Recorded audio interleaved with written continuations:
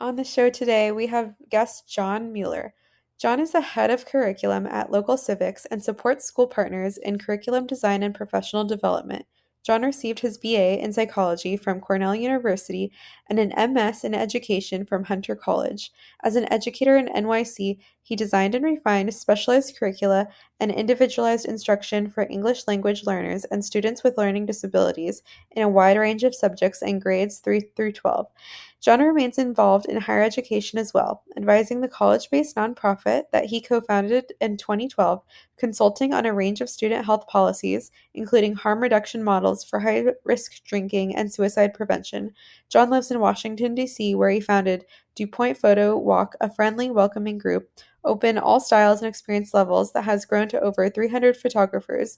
In January, they celebrated 1 year with a full weekend of events featuring a gallery show, workshops, and the release of a 100-page photo book.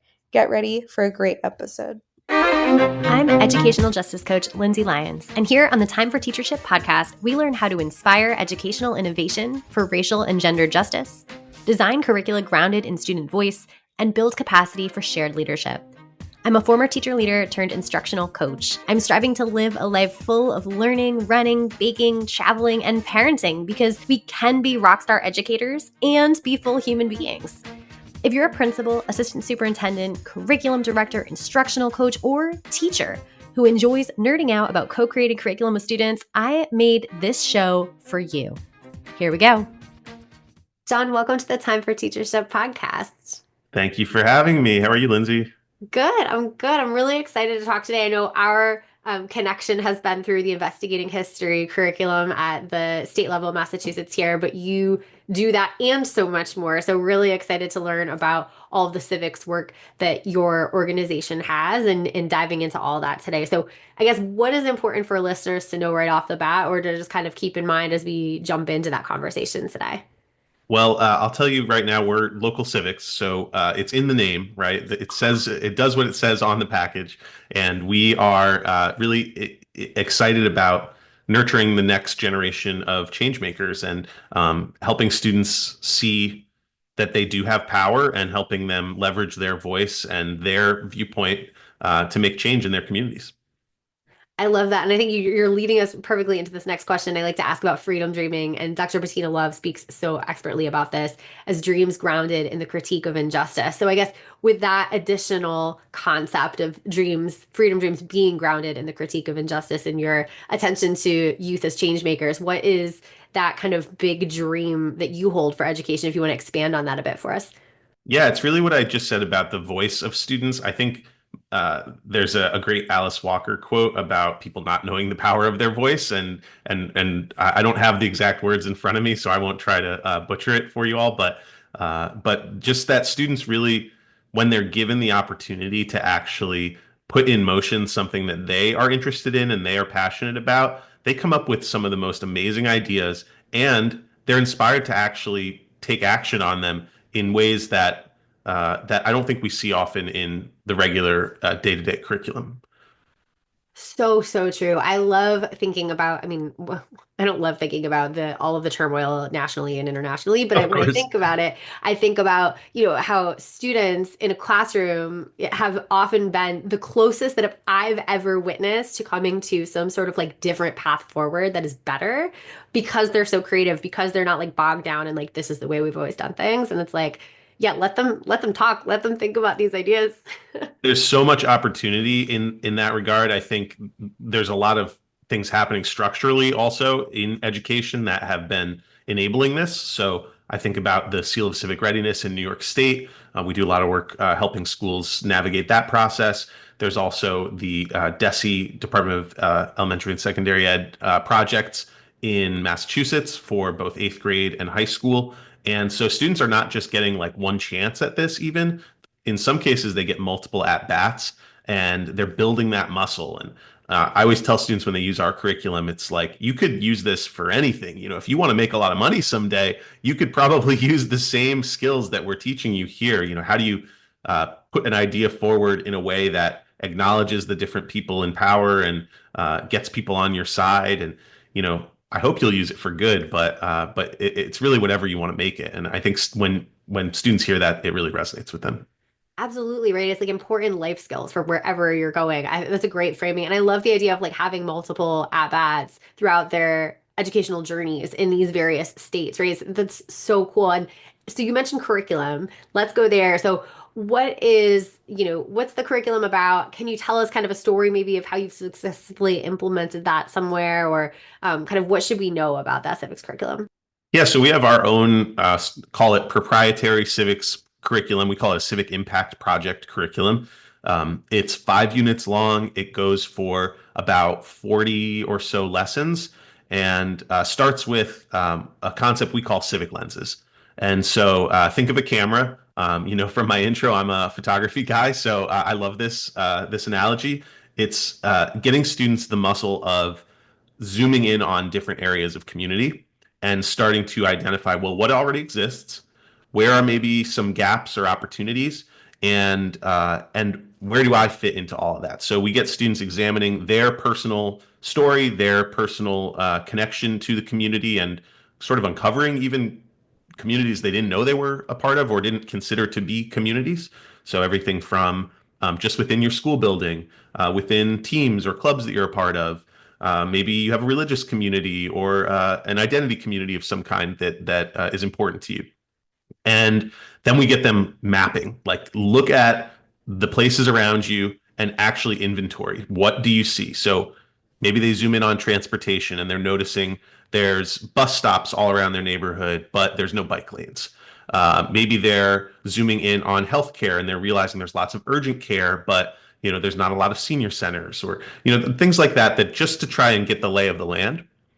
As students go further, they start to sort of activate around a particular focus area. So I'll give you a great example. One of my favorite projects from a partner in the Bronx. This is a high school level project.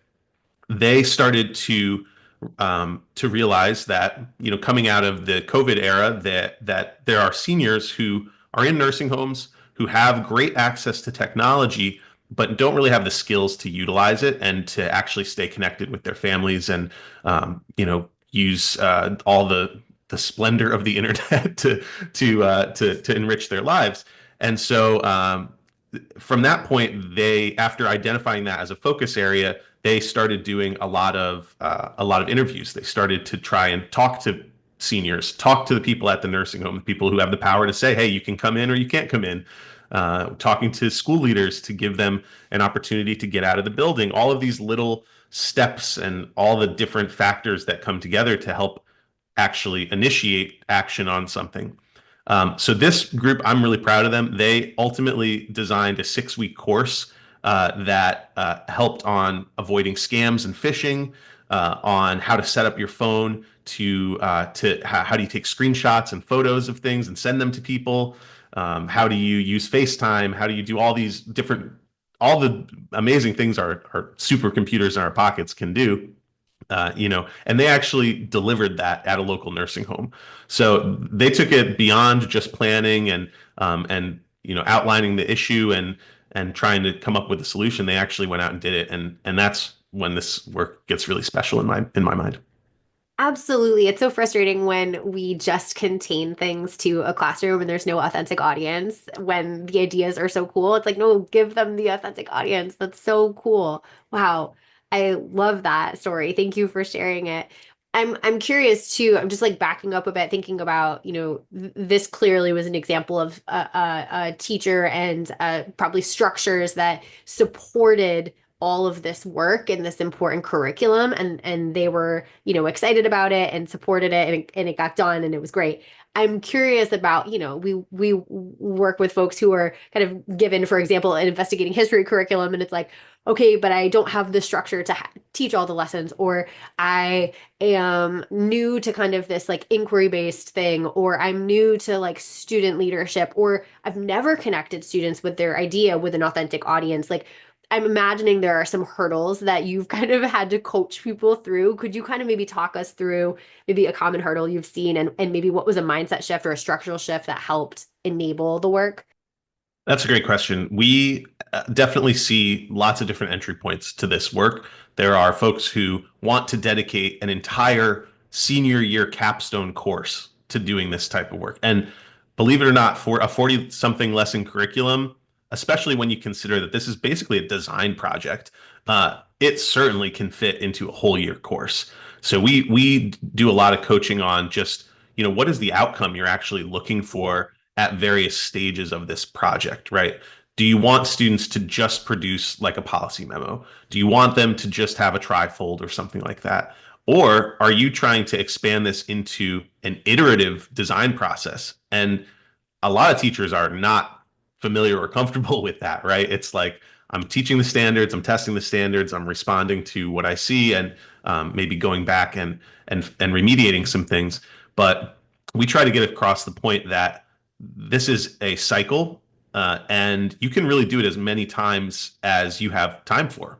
So start with this, investigating the community, identifying a focus area, take it around to get feedback from folks with your prototype, and you go back to the drawing board again.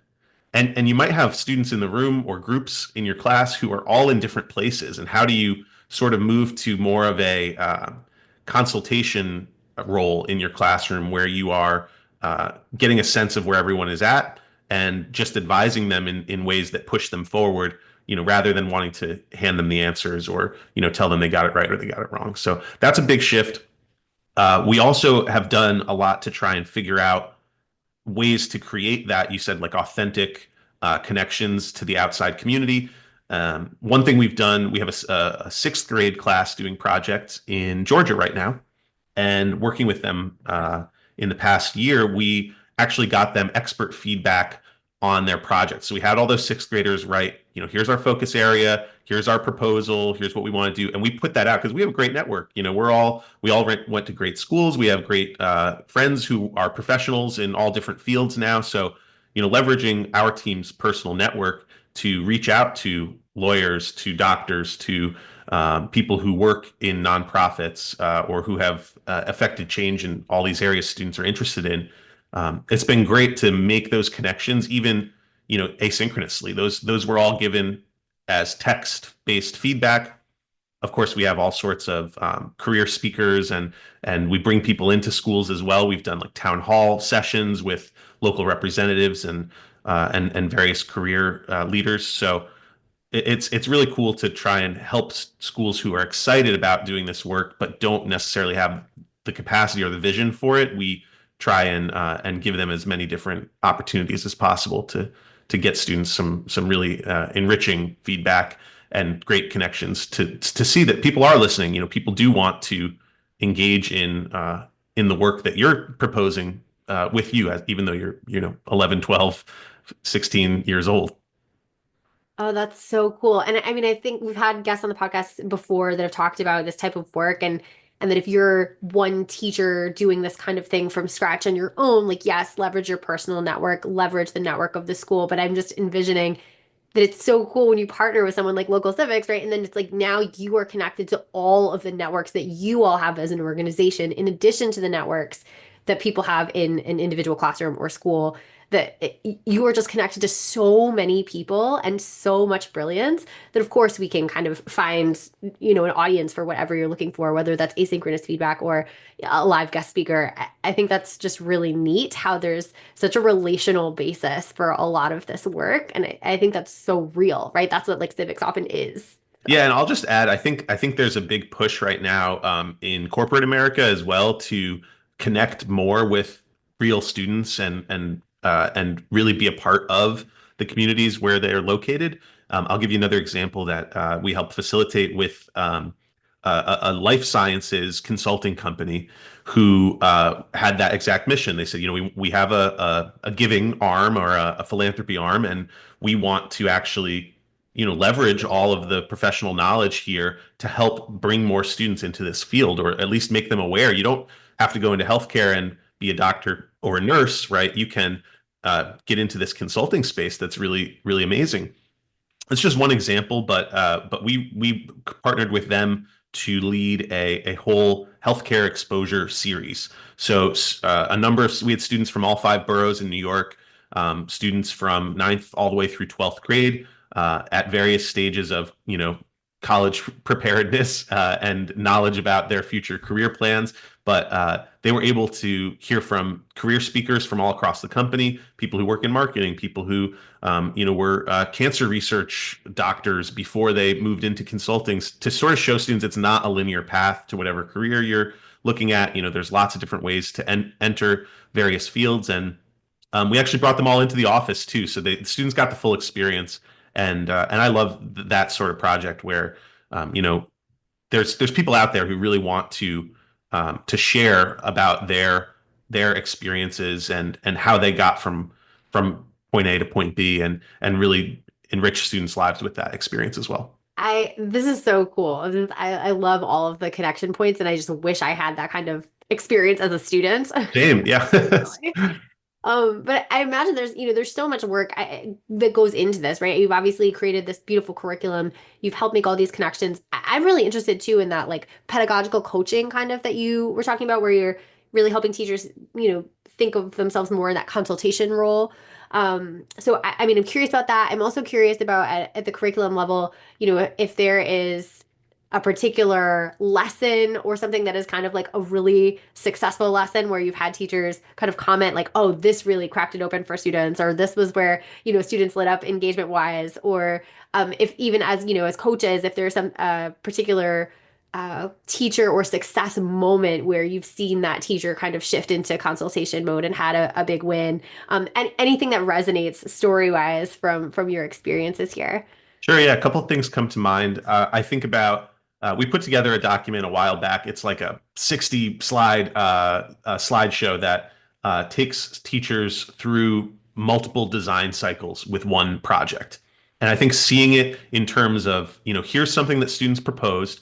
In this case, it was a group of students. They identified a focus area of we want parents to be more involved in their students' learning at home.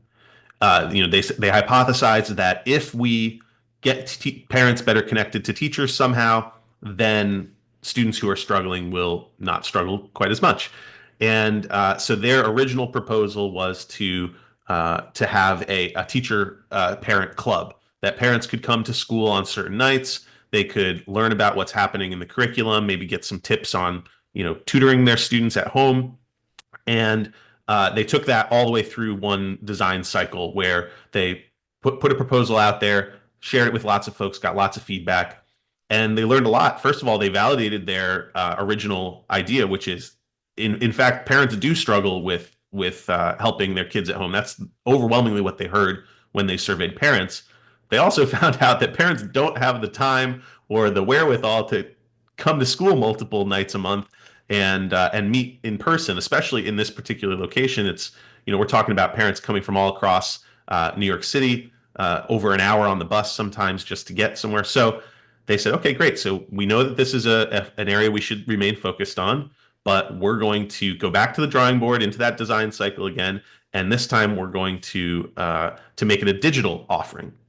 So they took it through a whole nother design loop, and this time they put together a prototype where for every lesson in the syllabus, they matched it up with some Khan Academy or some YouTube video that helped emphasize that topic for someone who maybe was just not familiar with it.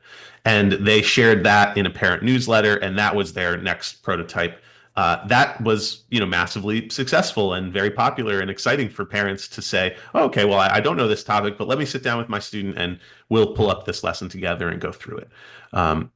So that's just the design thinking guide for teachers, seeing that go from one phase back to the drawing board, do it again.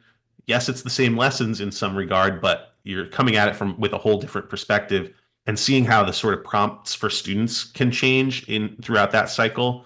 How do you push them to go deeper? We script out all sorts of questions for all these phases of the project that they can use to push students, and that sort of conferencing guide we put together helps a lot as well.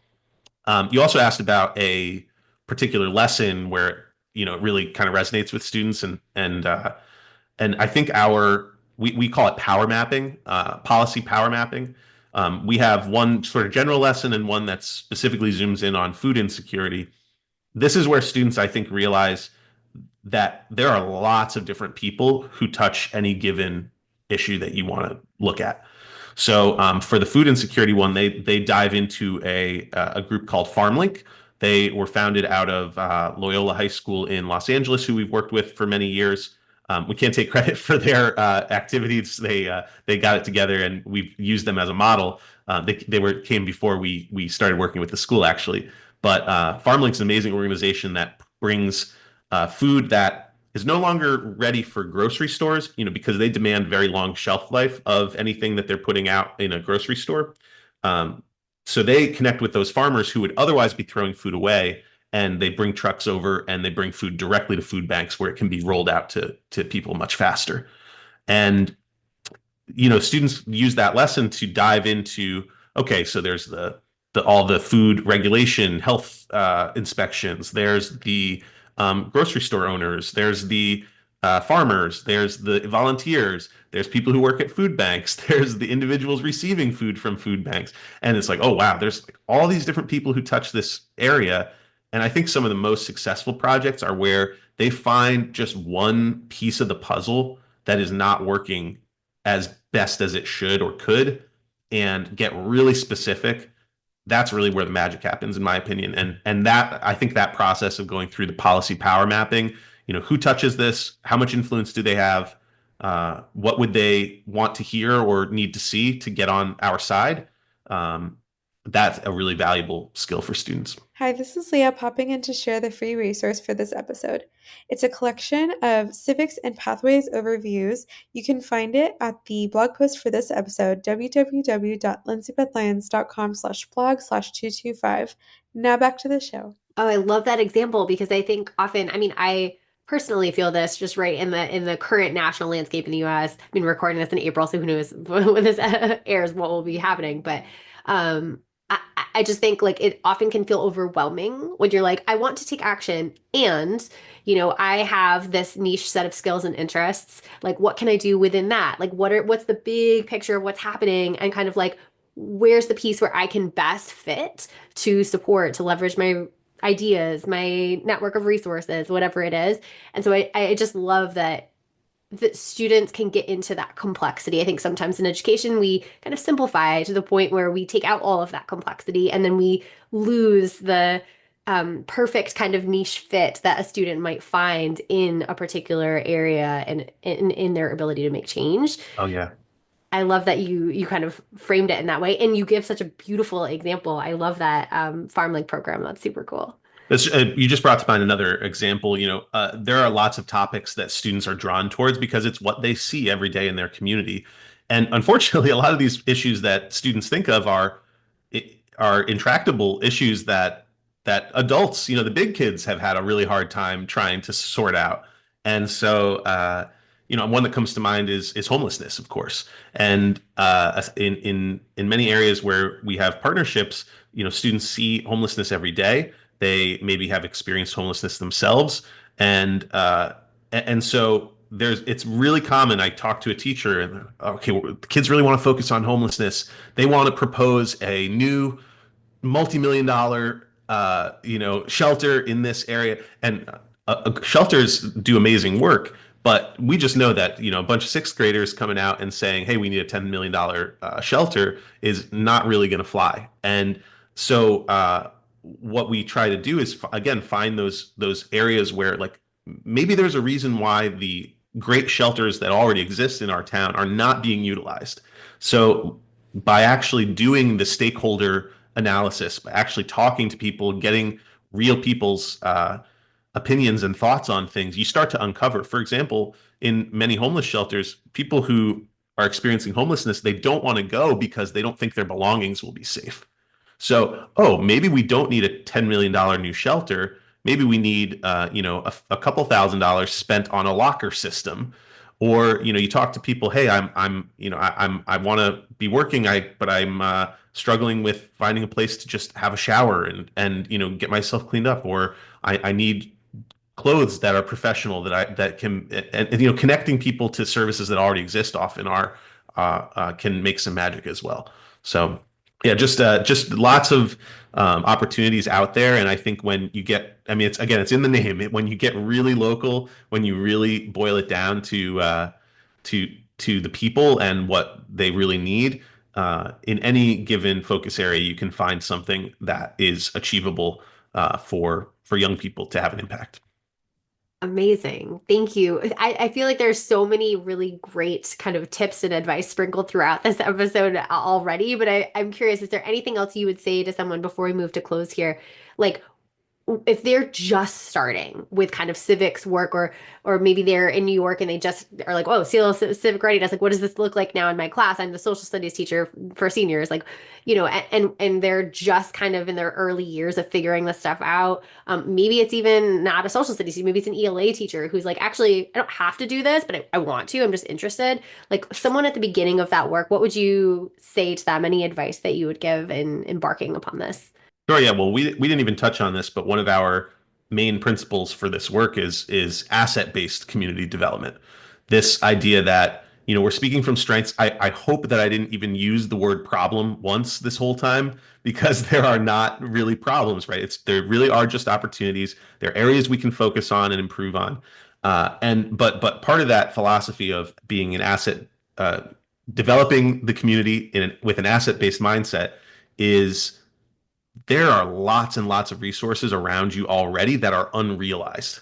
So in your school community, talk to all the teachers around you. Maybe there's someone who worked at an environmental nonprofit who can advise students on that area. Maybe there's someone who has experienced homelessness that can give you that, unvarnished feedback on a project that somebody else in the school might not be able to give you. Maybe you have resources in the school that are being underutilized. Maybe there's stuff in the community that's there, but just not really being harnessed to its greatest use. And so, for that reason, I think it's just you got to put students in that mindset, get teachers in that mindset of we have everything we need right here. We don't need anybody else. We don't really need anything else. We can make some. I keep saying magic. We can make some magic happen with the resources right here in this community, maybe right inside these four walls of the school. Love that. Yes, because I think I often what we do as educators, I'm very guilty of this too, as a former teacher, right? Is like, well, we don't have enough time, or we don't have Oh, enough money, totally. or we Yeah. don't, right? It's like all the things we don't have. When if it's asset based, and you're just like, we have all of these things. We have these brilliant students. We have passion. We have all these relational connections. I love that. I love that frame of asset based. So thank you for that.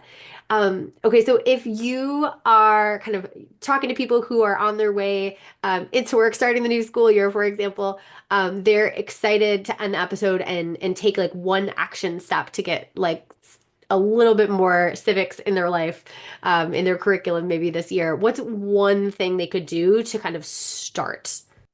Well, we have seen teachers, especially in history, and I know a lot of your listeners are probably history teachers, that there's lots of opportunities for baking in some of these civic skills, no matter what grade level or what topic. I mean, we had folks using the power mapping process to talk about Japanese internment camps. Like it totally seems totally separate. We're talking 70 plus 80 years in the past. You can use the same framework for understanding how people react and how they choose sides and all of this sort of that's one skill that really is transferable. Same goes for just this notion of community mapping, and you probably have even historical sites in your town that you don't even realize. So just knowing that you have more at your fingertips than maybe you realize and really digging into that, I think can be a great start to uncovering new opportunities. Oh my gosh, that's so cool. I'm just like interjecting quickly because I was reading this book about it's an ELA book, but it's thinking about like narrative, personal narrative and narrative change, narrative, all this stuff. And so I actually, if I were to go back in the classroom, it would be super cool to do a community mapping slash like photo essay narrative of your community as like a get to know you at the beginning of the year. Love I think that. there Yeah. could be a lot there. Yeah, absolutely. All of this stuff, even just the thinking about a project as more of a design cycle and where you're not just getting it to the finish line and calling it quits, right? How do you come back to the drawing board and improve on that? All those skills I think are super transferable, whether you're an English teacher, science teacher, especially science teachers have civic project opportunities. So yeah, just harness that energy that's in your classroom. Students want to have their voices heard. They want to share their ideas. And, even some of the students who might be checked out, when you start giving them something like this, they check in. So lots of 100%. opportunity. Yeah. So this last second to last question is just kind of for fun. So everyone on this podcast is always just like growing and learning. They're like doing awesome things all the time. So whether it is professional or personal, I'm curious, John, what is something that you've been learning about lately? Yeah, so I'll share. I think something that I've been knocking at the door of is there's a book. I think it's called The Art of Gathering. I'll admit I haven't read that Priya yet, but it's Parker? been recommended to me about 100 times. I've been talking with a friend from college. How do you actually do some of this community building in your own life, your own personal life, in your immediate area? So you heard in my bio, one of the things I've been really passionate about is getting a photography community together in Washington D.C. here, and it's just been so rewarding. It's truly an if you build it, they will come sort of thing. I mean, in the bio you heard it has grown to over 300 people, but it really started with me just wanting to get out on a regular basis and take photos. And I started just telling everybody I met, and going up to people who had cameras who didn't look like tourists up on the street. And I did not have one negative interaction throughout all of that. Just going up to people, hey, are you a photographer? Hey, do you post your photos anywhere? Well, I'm organizing these walks once a month. Would you be interested? And people are effusive, like, wow, I'm so glad that that's an opportunity. I've been looking for that sort of thing, right? So what you're looking for, chances are there's other people looking for it. So I'm trying to lean into that whole, how do you organize your community in ways that are enriching to you and feel authentic. And so that book, again, I haven't read it myself. It's really on my list, but I'm definitely leaning into that sort of work here, just in my personal life. Oh, I love that. And I love that story of photography and growing that just by organic conversation. Wow, that's so cool. Finally, I think people are going to want to connect with you, your organization. Where can people do that? Sure. Yeah. So we're Local Civics. It's localcivics.io. You can find lots of information about what we do there. I'm always open to email and connecting outside of that. So if you want to just email john@localcivics.io, I'll get right back to you. Awesome. John, thank you so much for your time today. This is a great conversation. Thank you, Lindsay. This was great. If you like this episode, I bet you'll be just as jazzed as I am about my coaching program for increasing student-led discussions in your school. Shane Safir and Jamila Dugan talk about a pedagogy of student voice in their book, Street Data. They say students should be talking for 75% of class time. Do students in your school talk for 75% of each class period? I would love for you to walk into any classroom in your community and see this in action. If you're smiling to yourself as you listen right now, grab 20 minutes on my calendar to brainstorm how I can help you make this big dream a reality. I'll help you build a comprehensive plan, from full-day trainings and discussion protocols like Circle and Socratic Seminar to follow-up classroom visits where I can plan, witness, and debrief discussion-based lessons with your teachers. Sign up for a nerdy, no-strings-attached brainstorm call at lindsayBethLyons.com/contact. Until next time, leaders, think big, act brave, and be your best self. This podcast is a proud member of the Teach Better Podcast Network. Better today, better tomorrow, and the podcast to get you there. Explore more podcasts at www.teachbetterpodcastnetwork.com. We'll see you on the next episode.